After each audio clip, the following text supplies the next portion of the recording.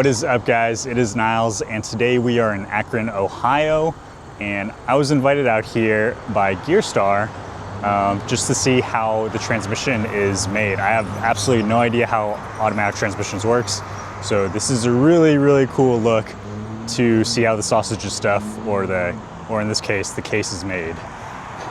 And giving me this tour is one of my really good friends, and happens to be also the CEO of Gearstar. Sales manager, but it works out. It works out. So yeah, we're at Gearstar Performance Transmissions in Akron, Ohio, and we're going to give a walkthrough and show you guys a more detailed look of what goes into building one of our transmissions. Awesome. And Ryan, he's a super easy guy to talk to, super knowledgeable on these transmissions. If you see him at a show, like, go up, talk to him. So we have been here actually 24 years. In September 13th starts our 25th year here in business. So the building has been here since the early 1900s, but Gearstar itself was founded on September 13th of 2001. Okay. Hey, what's that over there? So we've got our core yard. We've got several different containers, and we've got a lot of different cores that we use. It's either torque converter cores or transmission cores that we're building for any of our customers, anything from like 6L90s, 6L80s, 6R80s. We've got 4R70Ws, 700R4s, 4L60s, 4L80s. We do a lot of different options here for sure. So everything that we do all starts, as a core. Some of them are, 60-year-old turbo 350s, and our goal for the customers when they get the transmission, it doesn't look anything like how they've been for the past 60 years, because they may be sitting outside or sitting in a shed covered in dirt, everything else. And so keep in mind what we're looking at right now, and then we do inside, a complete transformation. Yeah, it's unrecognizable once they're finished. Very important that we have cores and everything, especially in the remanufacturing process, because if we don't have cores, especially for the older transmissions, there's no one making new cases for like the 700R4s or 400s. So very important that we're able to go through and remanufacture these. Everything that we do all starts down in this area. This is our teardown area. We've got a couple guys that do all of our teardown for us. Every transmission, we strip it down to a complete bare case. Every bushing, bearing, gasket, seal, everything's completely removed. Once the case is empty, then we send it through our industrial parts washer. We get all the dirt, grease, and grime and everything off. We actually go one step further, and we media blast the entire case. So you can see a couple of these cases have all been blasted. Now we do this for two reasons. We do a full inspection of the case to make sure there's no cracks, defects, or anything like that. And it also gives us a very good starting point to apply a fresh coat of protective paint. Now we use a stainless steel finish paint. It's not something that stands out. It resembles a very clean, natural aluminum finish. So once the cases have been blasted, the builders actually come down, they do an inspection of them, and then we repaint them here. Now throughout the shop, you're going to see about a half a dozen lathes throughout there. In 2022, we acquired Yank Performance Converters, and we manufactured all of our own custom billet converters all in-house. So a lot of the full-size converters we do, we actually will cut cores open, and then we will use one-piece chromoly hubs that we'll touch base on here in a little bit. But this machine is literally just for cutting converter cores open. So Devin's one of our machinists, so he'll machine the hubs and everything off of the pumps, get them everything ready for welding or anything else on them. Right now he's just centering a pump right now.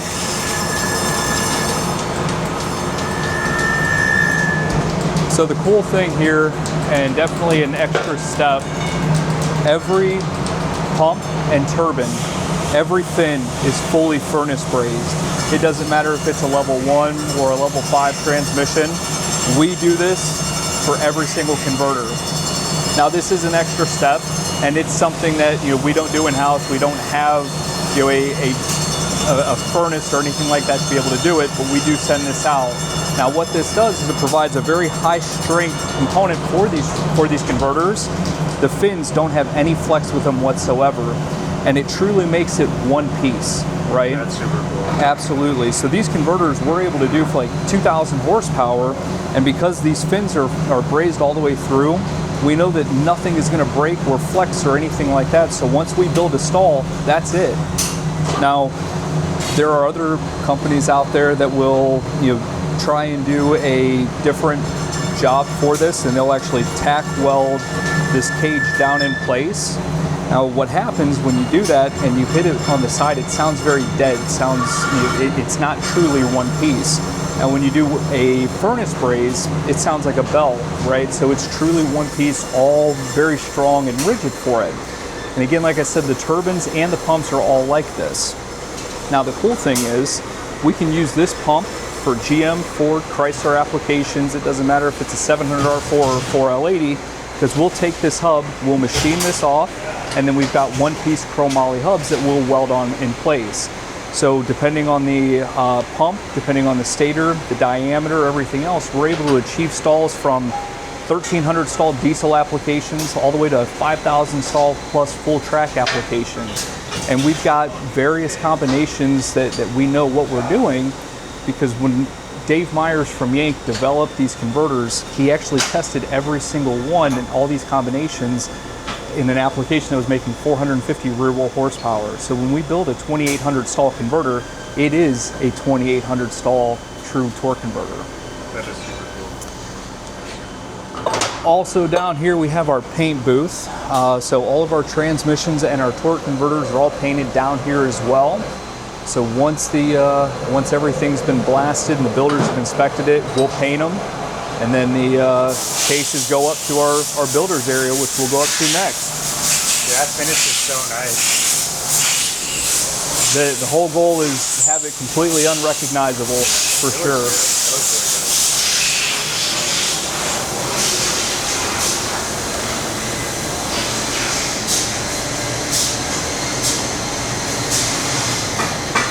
So this is our builders area. We have 5 builders. Each guy specializes in about 4 to 5 types of transmissions. Once the transmission case comes up from being painted, the builders will actually take the case and they'll start washing the case by hand, and then they'll start prepping it for assembly. So they're thread chasing all the holes, making sure that it's as perfect as that can be for that customer.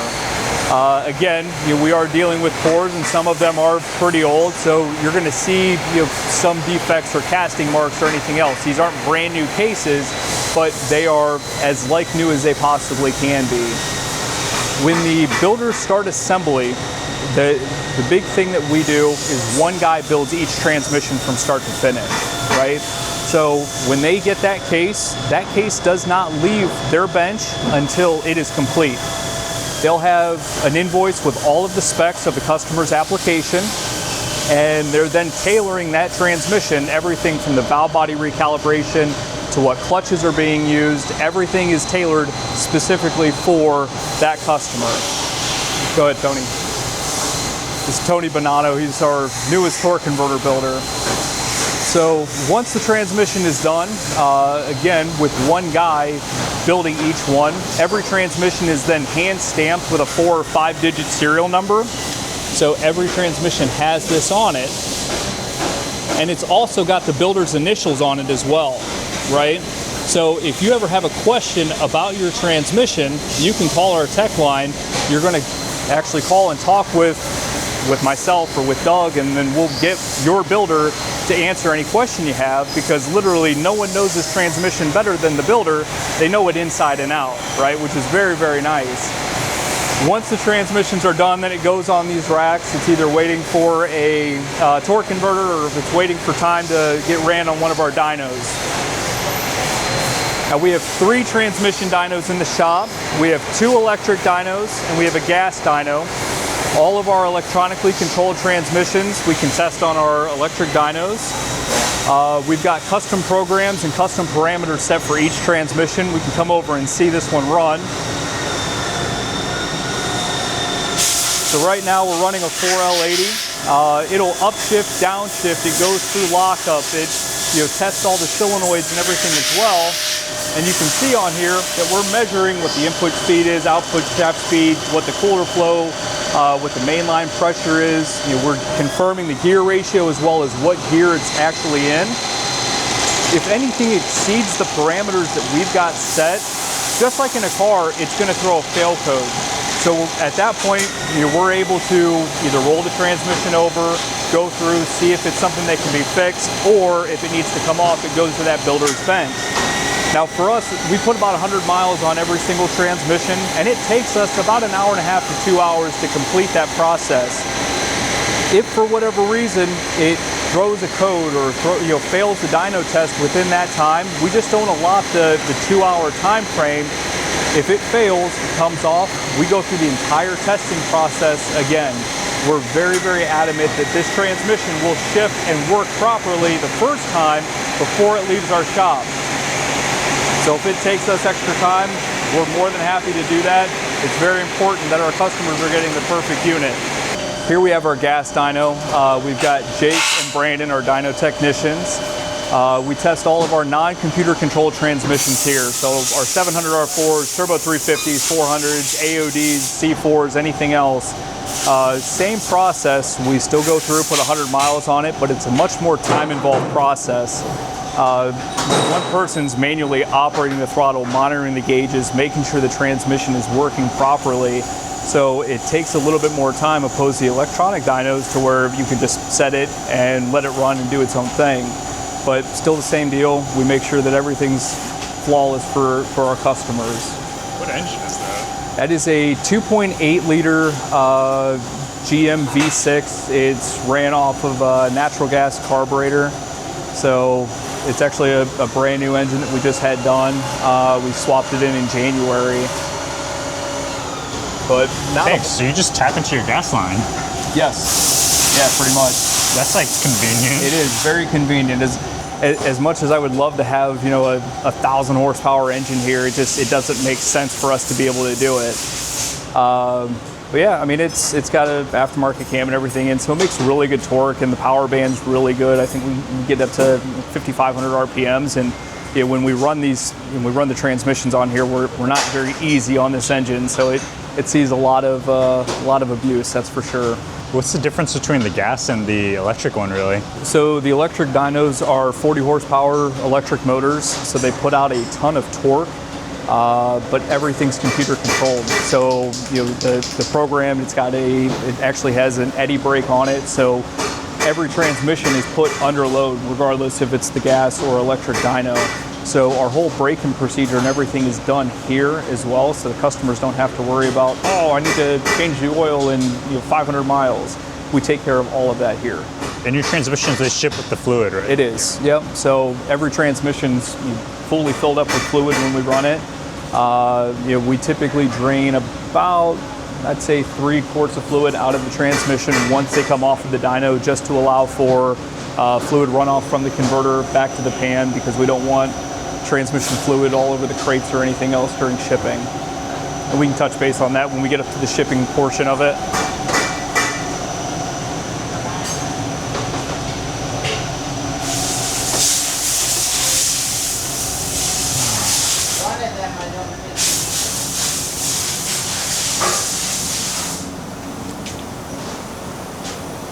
So this is our converter assembly area. Ron is our master converter builder. James is another one of our machinists. And again, Tony is our newest converter builder that we've just hired last week here. So we have 2 finish welders back here. They auto rotate. We do set the gun angle for the welding gun. It provides a very high grade machine quality weld.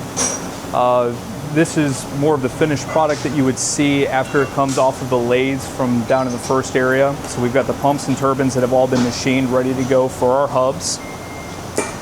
Here is a sample of one of our one-piece chrome moly hubs.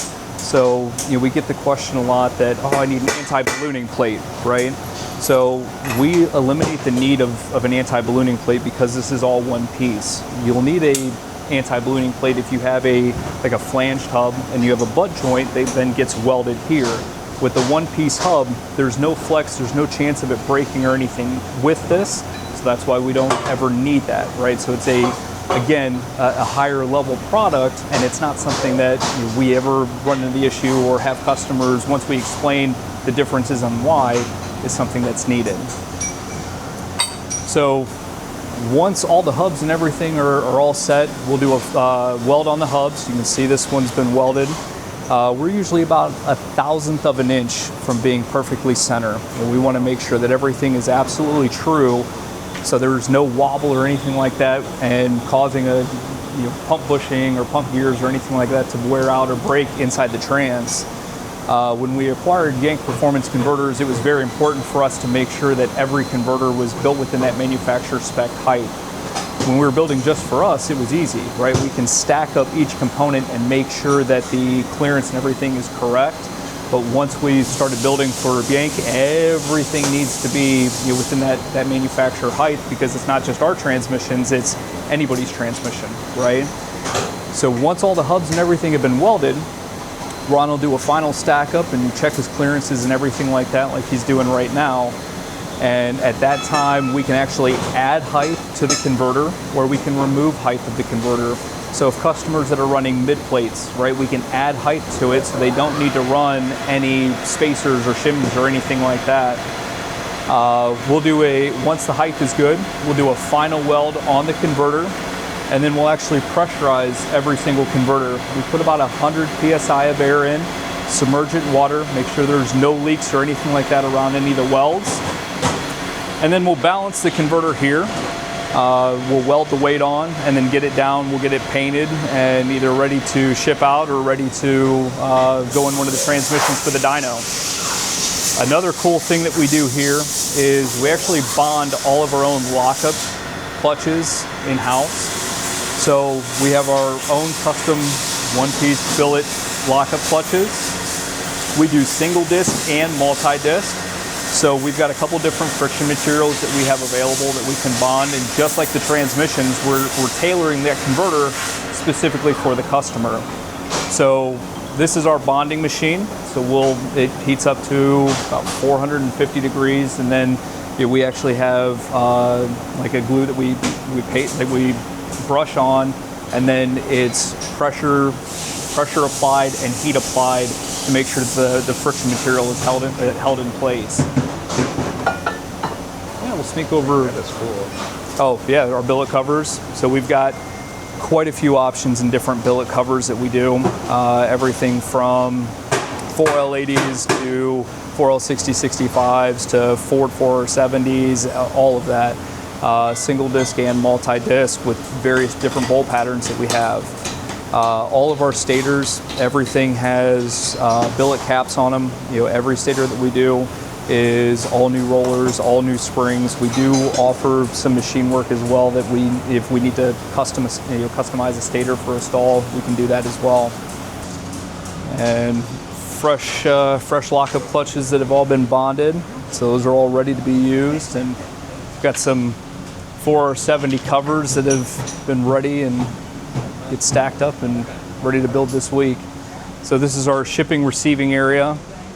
Frank is our office manager. He handles all of our billing, shipping inbound, outbound, that sort of deal. And we've got the world's most famous crates that everyone has seen on TV. That crate was pretty nice. It is, absolutely. Is that made in-house, or? It is not. So as you can kind of see, we are pressed for space for sure. So there are some things that we can't do in-house, and unfortunately having a wood shop is one of them.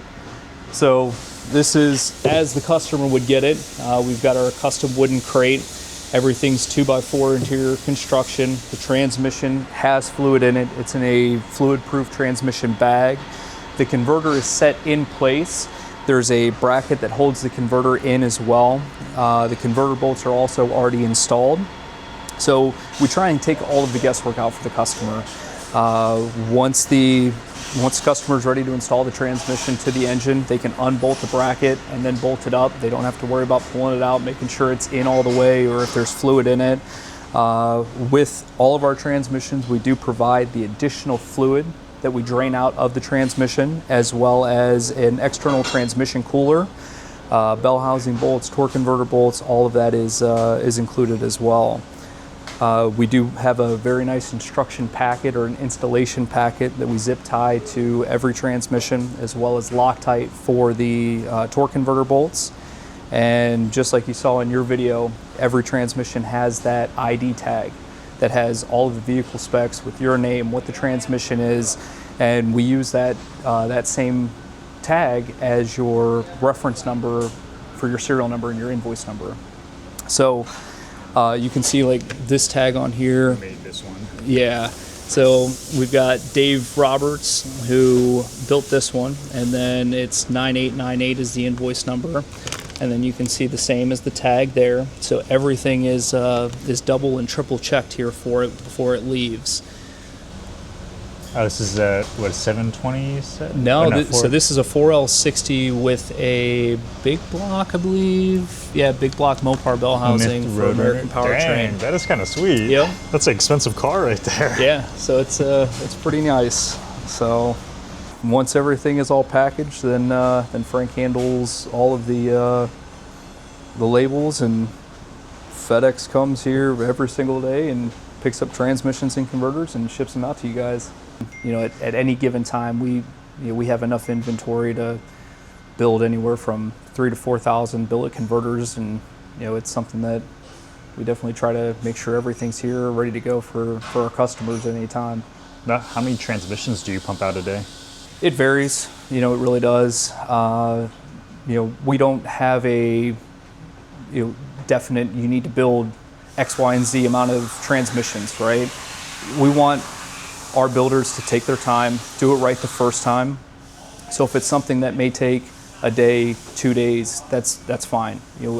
Take the time, do it right the first time, have it tested on the dyno, opposed to rushing through and having an issue with the customer gets it. That's not something that we want to have. And we have a great reputation for that reason. Yes, it does take a little bit longer to get your transmission, but it's something that is custom built specifically for you. So at the end of the day, once people see this whole process, it gives them a much better understanding of what goes into it and why our lead time is a little bit more, opposed to, hey, we have this on the shelf, we're just gonna ship it out to you, right? We're building the transmission and the converter for you, which is very, very important. I am just walking around, and this is the exhaust for the gas dyno, the natural gas dyno, I guess, and that sounds so good. That is crazy. Dude, this sounds so good. Some of these probably weigh a ton. How do they get them to you? Yeah, so the shipping weight on the transmission, for a LTL freight's 299 pounds. So these transmission cores, they're not going to be shipped through like a ground shipping service.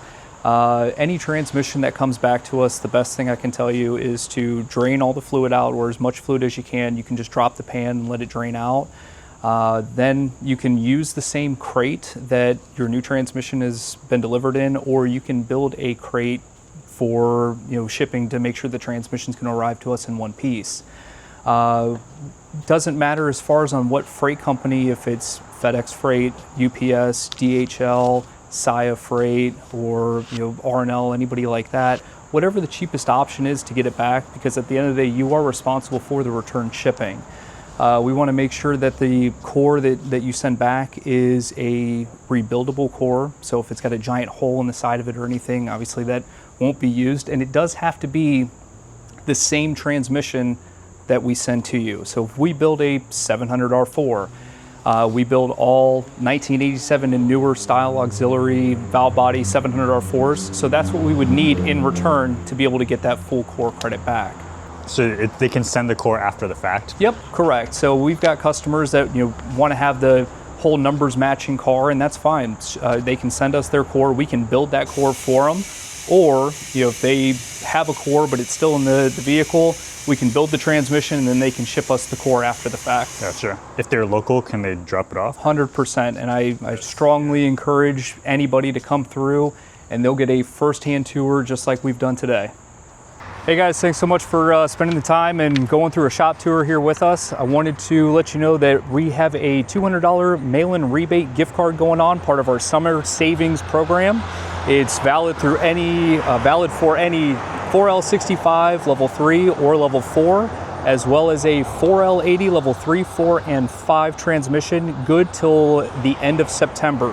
If you're watching this video after the fact, give us a call or jump on our website, fill out an estimate form. We'll be more than happy to help you out and get you taken care of. All right, guys, but thanks for coming along. That was pretty cool. I've never experienced like that before, so that was the first manufacturer that has ever invited me out to do a tour of their spot, so that was really, really cool. I thought how the converters were made was really cool.